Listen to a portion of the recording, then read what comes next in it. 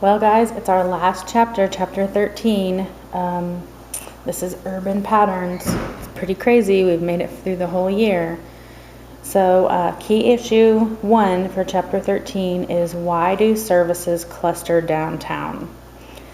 So first we're going to look at the CBD land uses. And remember, CBD is the Central Business District. And the CBD, or the Central Business District, takes up less than 1% of the urban land area. Yet it contains a large percentage of the services offered in the city. Services offered in the CBD, the Central Business District, can be divided into 3 types. First, we have public services. Some examples of these are City Hall, the courts, the county and state agencies, and libraries. These are centrally located for ease of accessibility to all residents. There are also sports centers and convention centers, and these are often downtown to simulate commerce in the CBD.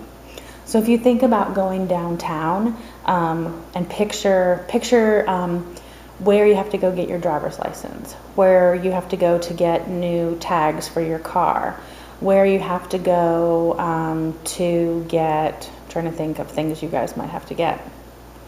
Have you ever had to get,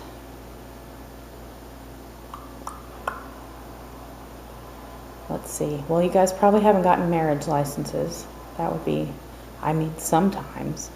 A lot of times big libraries are downtown, like in Lexington they are.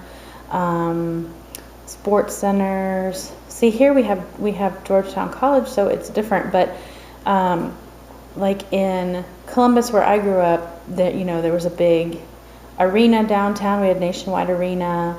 They had a big convention center downtown. And so all those things you had to go downtown to do.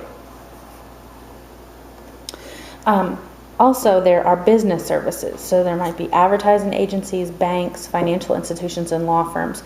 And generally, if you think about the CBD, there are going to be smaller banks, smaller law firms, things like that outside of the CBD, but the CBD is going to have maybe the larger,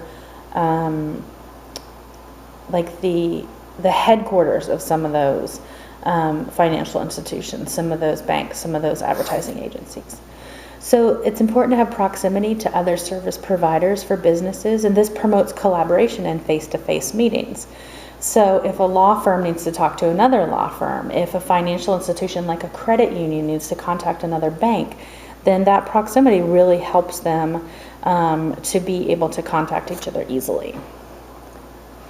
Then the third type of services that are going to be found in the CBD are retail services.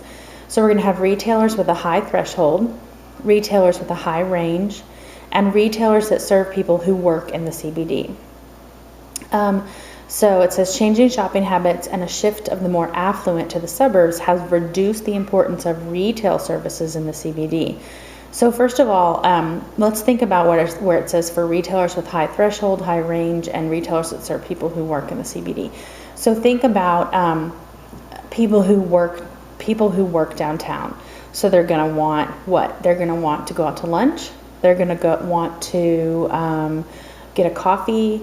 They're going to want to be able to run some of those quick errands. But then think about some other things that people are going to go downtown to do. So like it's saying, people's shopping habits are changing. But when I was growing up, now this is going to like give you an idea of how crazy old I am. When I was growing up, there was this huge mall in downtown Columbus called City Center. It had 3 stories, and it was like a big deal. This is how big of a deal it was. I'm not kidding. You can laugh. It's okay. We got dressed up. Yes, we got dressed up to go to the mall. I know, it's like your grandmother telling a story. It's true. We got dressed up to go to the mall. And so that high threshold, that high range was serious. So I lived in a suburb of Columbus. We got dressed up. It was a big deal. We went to the mall, and you didn't go that often. And Columbus, okay, hold on. Let me see where it is in our book. There legit is a page in our book that shows a mall in Columbus, because we have so many malls in Columbus. But, I'm not kidding, I'll find it for you. But at this point, this mall was the hugest, craziest thing ever. And so it was huge. And oh, here it is. Okay. On page 483, you can see, I'll show you where I grew up.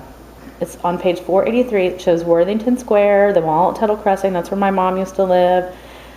I'll show you, one of these malls is where I took driver's ed, seriously. And there are so many malls in Columbus, but at that point, City Center right there, downtown in Columbus, was what you did. Like when I got my driver's license, it was like, what? We're going to City Center all by ourselves without our parents. Yes. So anyway, high threshold, high range, blah, blah. Okay, you got the point.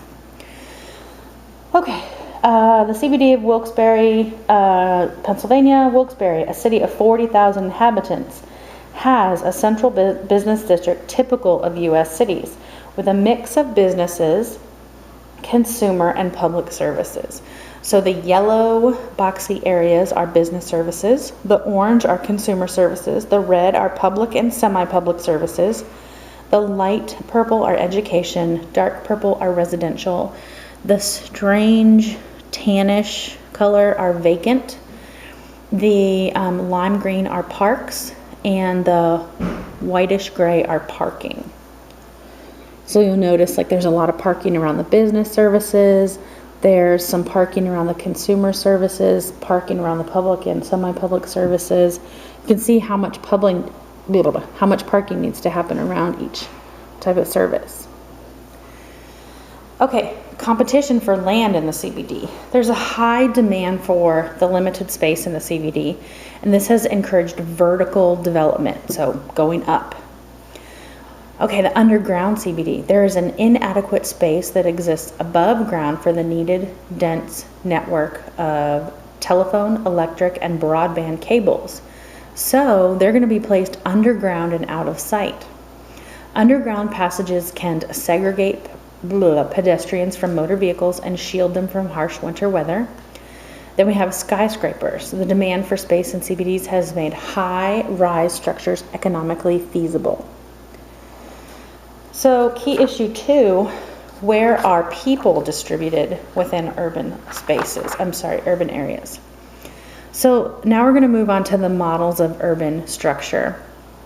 And these are some of the models that you guys had that you did your presentations on. And the first is the concentric zone model. This is created in 1923 by sociologist E.W. Burgess.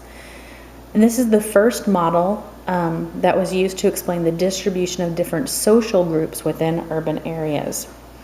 The model suggests that a city grows outward from a central area in a series of concentric rings, thus the concentric zone model. So the CBD is the innermost ring, and this is where non-residential activities occur. It's the business district, and this is where businessy things happen. So people don't generally live there. And it's important to note that if people live there, those houses or those places where people live are extraordinarily expensive. So think about when people talk about renting an apartment in New York City, how very expensive that is. Then we have a zone in transition, which is an area eventually consumed by the CBD.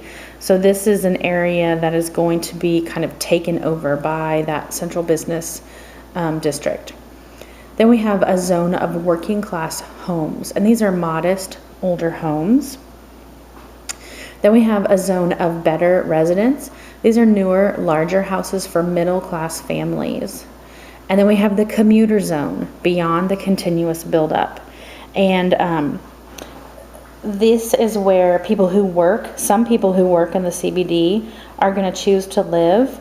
And they kind of become what they refer to as dormitory towns for commuters. So where the people who live in the CBD are going to live and commute from. Okay. So here are our zones. So again, the CBD, the innermost ring where non-residential activities are concentrated. A zone in transition, that's the purple. that is an area which contains industry, poorer quality housing, and immigrants to the city are first going to live in that zone. They're going to live in small dwelling units, frequently created by subdividing larger units into apartments. This zone also contains rooming houses for single individuals. A zone of working class homes is number 3. They're going to contain modest older houses occupied by stable working class families. Then 4, this is a zone of better residences, which contains newer and more spacious homes for middle class families.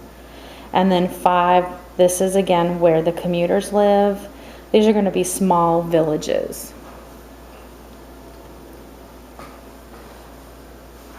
So let's move on to the sector model.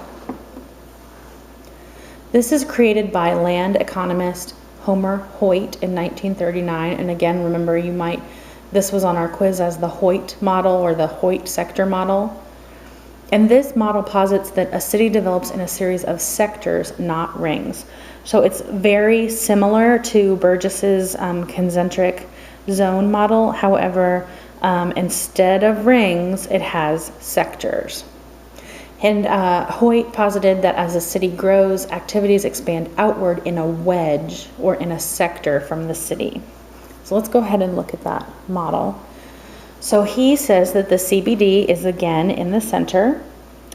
And then he says that section 2 or sector 2 is transportation and industry. Sector 3 is low-class residential. Sector 4 is middle-class residential. And sector 5 is high-class residential. Now, to some extent, the sector model is a refinement of the concentric zone model because what Hoyt did is he mapped out the highest rent areas for U.S. cities at different times and showed that the highest social class district usually remained in the same sector, although it moved farther out along the sector over time. Now, Hoyt and Burgess both claimed that the social patterns in Chicago supported their model.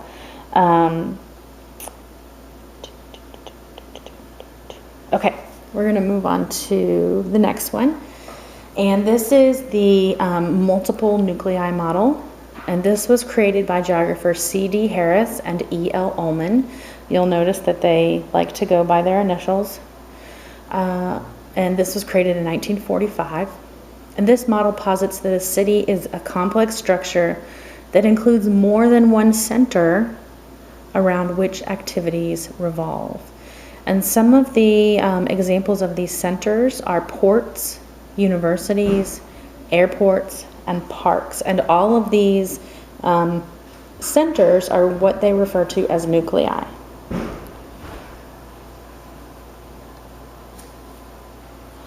Okay, so according to this model, a city consists of a collection of individual nodes or centers, and around these nodes or centers, different types of people and activities cluster. So number 1 is the central business district, or the CBD. 2 is wholesale, light manufacturing. 3 is low-class residential. 4, medium-class residential.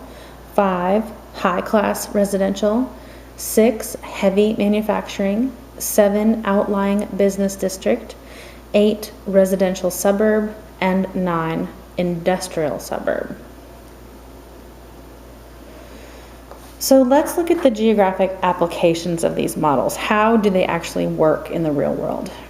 Because it's one thing to have a model, but it's another thing to say, oh, here's how it actually happens in real life. So the models of urban structure help us to understand where people with different social characteristics tend to live and why.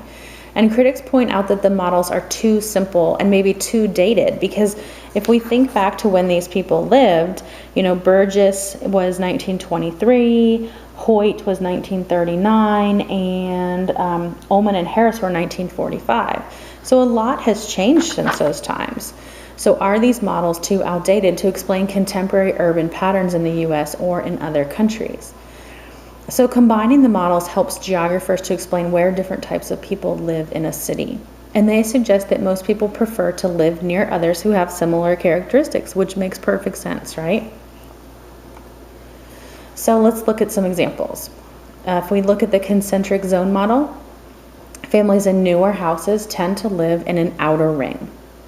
Families in older houses tend to live in an inner ring. I mean, that makes sense. In the sector model, given two families who own their homes, the family with the higher income will not live in the same sector as the family with a lower income. In the nuclei model, people with same ethnic background are likely to live near each other. So let's take a look at Houston.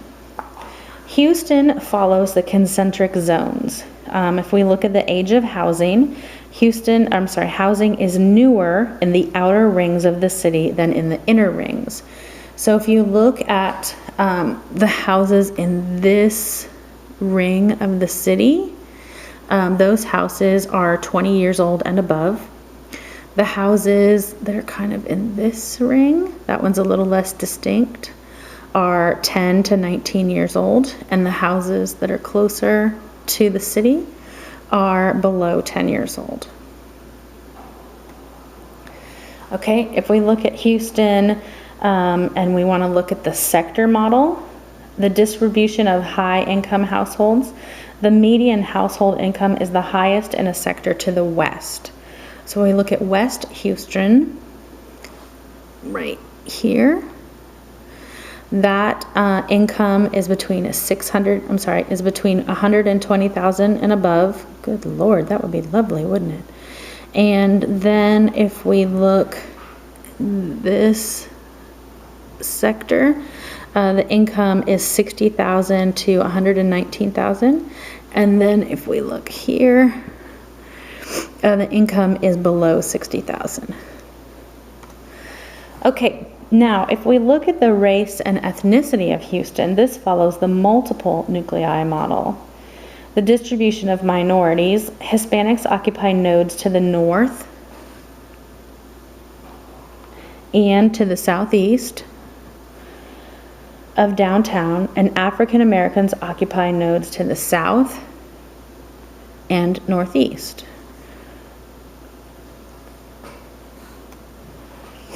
Okay, but how about applying the models outside of North America? How about Europe? Let's look at sectors. In Europe, the wealthy still live in the inner portions of the upper class sector, just not in the suburbs like most of the affluent people do in the United States. If we look at concentric zones, in Europe, most of the newer housing is built in the suburbs, in high-rise apartment buildings for low-income people and recent immigrants, unlike the United States. So if we look at Paris, if we're looking at sectors in Paris, wealthier people live in the center and to the southwest sector, often above sidewalk cafes and other consumer services. So if we look to the southwest, we have people who make 1,800 euros and above. And then if we look at the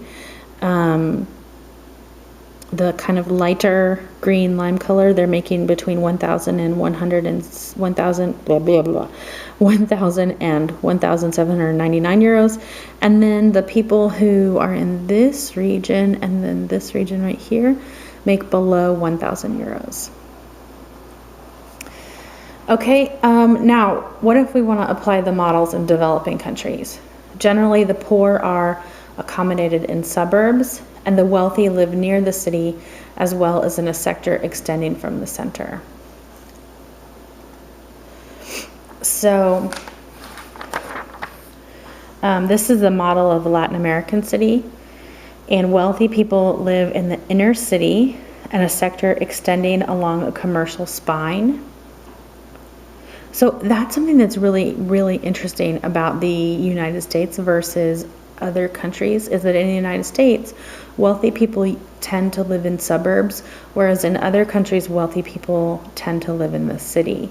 We had an exchange student at Boyle County the last year I was there, and he was from Mexico City, and there's, you know, most of my students in Boyle County were expecting what they think is a stereotypical person from Mexico, and this kid had, I mean, I think he had like 12 people who worked in his house. He had like a chauffeur and a butler and a maid, and he went to a private school.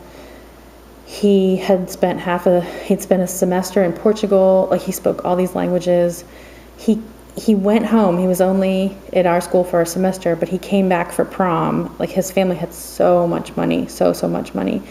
And like, living in the city in Mexico is so different than living in the suburbs. Like, the distinction of wealth is so incredibly different than how people live here in the United States, when people live in the city versus when people live in the suburbs. Okay, so wealthy people live in the inner city and a sector extending along a commercial spine. Okay, so we have this right here. So we have the CBD. It comes out to the mall, so that's the commercial area. Then we have the market, then industrial park. Then this is the elite residential sector. Then we have the zone of maturity, the zone in situ accretion. Sorry. Then we have the zone in peripheral squatter settlements. Then we have where gentrification is taking place, and then we have a middle class residential. It's very different. Okay, pre-colonial cities. So before the Europeans established colonies, most people lived in rural settlements. There were but a few principal cities in Latin America, Africa, and Asia. For example, in present-day Mexico, the Aztecs built the city Tenochtitlan, where present-day Mexico City is located. Colonial cities, when European colonization gained control of Latin America, Asia, and Africa, they expanded the existing cities to provide colonial services. So on the left, you see the Aztec city of Tenochtitlan, which was built on an island in Lake Texcoco. The center of the city was dominated by the Templo Mayor. The twin shrines on the top of the temple were dedicated to the Aztec god of rain and agriculture, and to the Aztec god of war. Okay, so this is agriculture, and then the red one is war. So those colonial cities, some examples of colonial services are administration, military command, international trade, and housing for European settlers. Cities since independence, following independence, cities have become the focal point of change, and millions of migrants have arrived to them in search of work. In some cities, such as Mexico City, previous social patterns from the previous century were reinforced. So this is Mexico City. Oh, fudge, are you guys okay? Wow, that was a hard fall. Okay, so the main square in downtown Mexico City, the Zócalo, was laid out by the Spanish. The Metropolitan Cathedral is at the near end of the square. The National Palace is to the left. The City Hall is facing the square. Excavations at the site of the Templo Mayor are in the lower left. Look how, it's packed in there. Several definitions have been created to characterize cities and their suburbs. The term city defines an urban settlement that has been legally incorporated into an urban self-governing unit. In the U.S., these urban settlements are sometimes known as a central city. Okay, so... Oh, dang it, I started the next one. Okay, we gotta stop because the bell rang. But we'll do the next bit later. Bye, guys.